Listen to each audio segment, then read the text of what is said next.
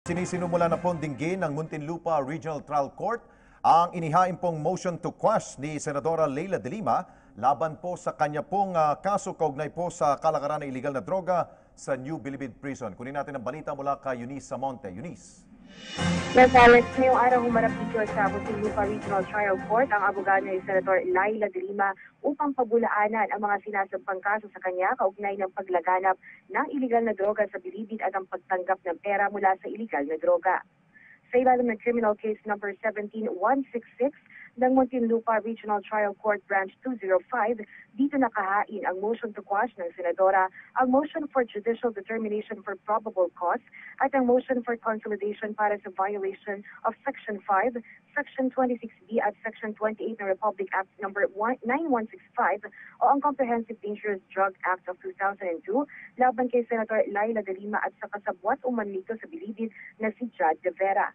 Una na iginiit ng kapo ni de Lima na ombudsman at hindi Department of Justice ang dapat maghawak ng kaso niya dahil aniya ang mga binibintang na paratang ay nangyari di umano nang siya ay sekretary pa lamang ng Department of Justice.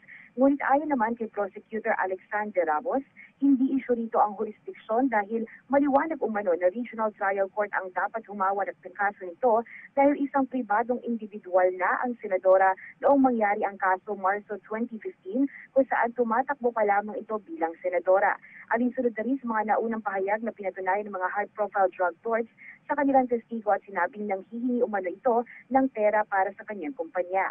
Ayon sa abogado ni Senator Leila de Lima na si Attorney Filipon Tacardon na nagsampa ng motion for judicial determination of probable cause ng Muntinlupa RTC, direct bribery ang kaso dito dahil sa tangkang panunuhol ng mga inmates sa senadora at kailanman umano ay hindi parte ang senadora ng illegal drug trade. Dagdag pa nito, wala ring pisikal na ebidensya ang prosekusyon na nanghihingi ng pera si Jose Adrian Vera aka Jad de Vera na itinuturo namang kasabwat sa paghingi ng pera sa mga drug lords para sa senadora. Kompleto ang apat na prosecutor sa hearing na pinangunahan ni Judge Amelia Fabros Corpus. Ayon naman kay Prosecutor Alexander Ramos, mabilis ang tinatakbo ng kaso lalo pat may mga pending incidents din na kinakailangan munang ayusin ng korte bago ang court trial. Samantala, binigyan naman ng karagdagang 10 araw ang magkabilang panig para sagutin ang mga paratang kung saan in-schedule ang susunod na hearings sa pagdinig sa April 21 ngayong taon.